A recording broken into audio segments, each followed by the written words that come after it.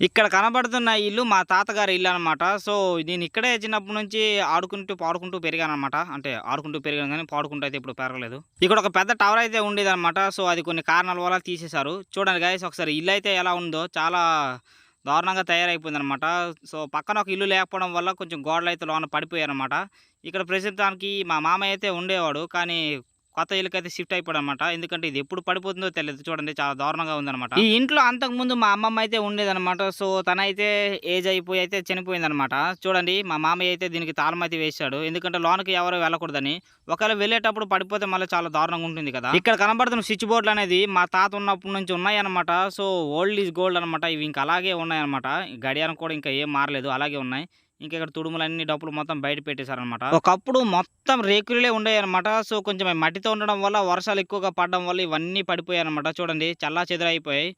ఇప్పుడు ఇక్కడ మధ్యలో ఉండాల్సిన ఇల్లు మొత్తం వెనక్కైతే వెళ్ళిపోయారనమాట. సో, అదే మా పెద్దమ్మ వాళ్ళ ఇల్లు అనమాట. నేను అక్కడే ఉంటాను. అదిగోండి బయట కనబడుతుంది కదా, అదే నా బైక్. ఈ వీడియోకి అయితే ఇంతే. మళ్ళీ నెక్స్ట్ వీడియోలో అయితే మంచి షార్ట్ వీడియో అయితే కలుసుకుందాం గైస్. అంతవరకు బాయ్ బాయ్. లైక్ అయితే కొట్టడం మర్చిపోవద్దు.